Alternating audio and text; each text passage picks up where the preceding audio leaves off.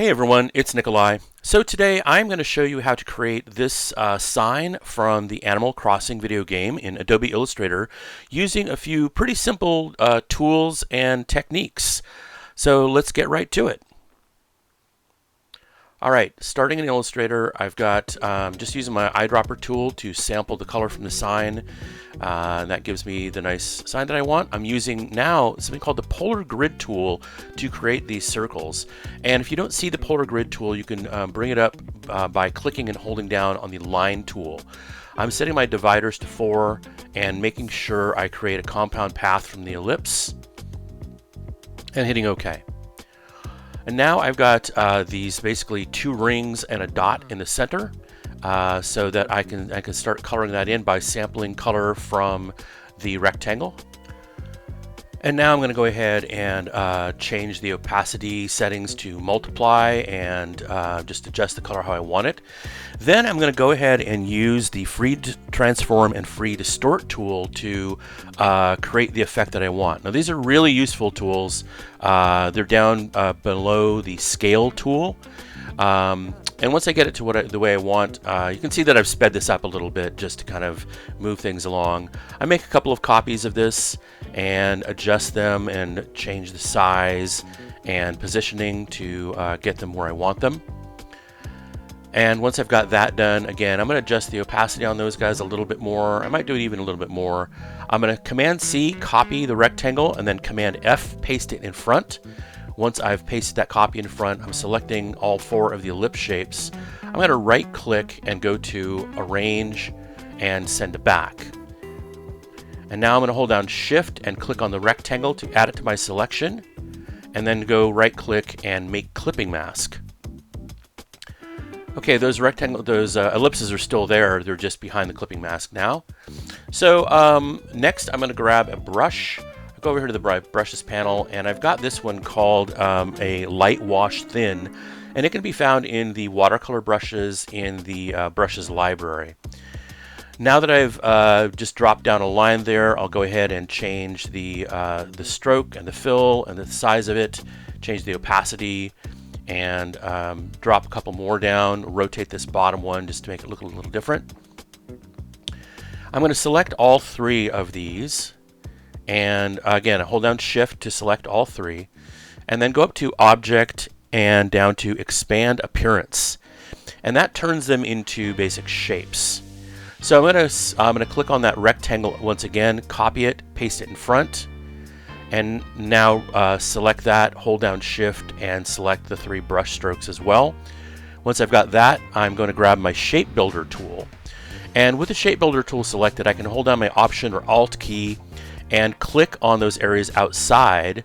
I'm speeding this up a little bit so I can just click and drag through the areas outside and get rid of the extra stuff that I don't want. And once I've done that, I can just go ahead and grab that rectangle that's in front and delete it. Okay, now basically getting towards the end of this, I'm going to make a few rectangles in order to create a shadow and highlight, so it looks like the edge of the sign has a bevel on it. Again, I'm using multiply here and just dropping this down to about 40 something percent, however you like. So I'm going to go ahead and grab that lower rectangle and hold down Shift and Option and drag. So I'm making a copy of it by holding down the Option or Alt key while dragging, and just place it up there where I want it, and then change the color to white. Set the opacity back to normal.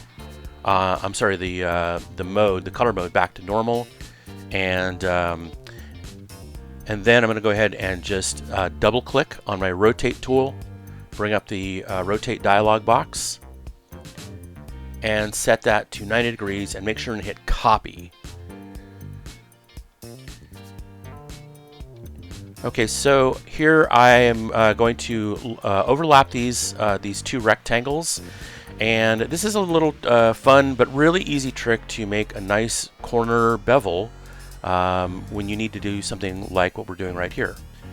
So I'm just going to adjust these a little bit. You can see I'm using the Direct Select tool, and I'm bringing that down, that inner point down.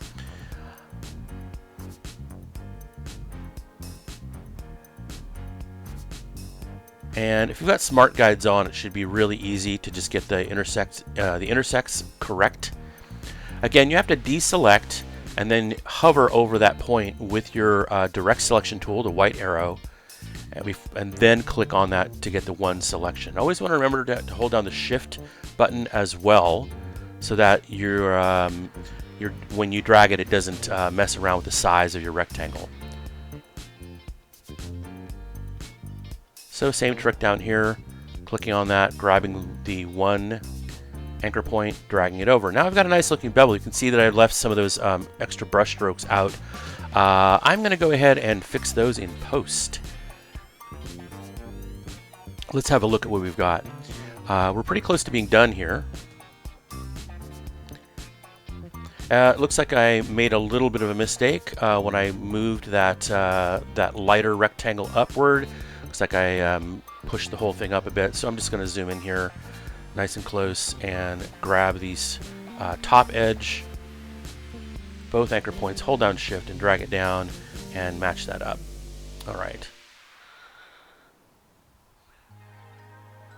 Okay, so to make the final fourth side of this, I'm going to go ahead and select with the regular selection tool, hold down Option and drag across to make a coffee, and then click on the Rotate tool, set that to 180 and hit OK. Just flipped it around. So this last edge that I'm putting in already has the bevels in place, which is nice. It saves me a few seconds of time.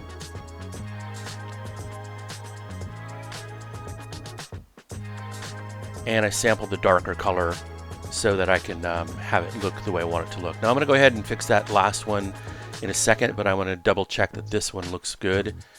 So up at the top, again, I'm grabbing the anchor point and dragging it over to match the bevel.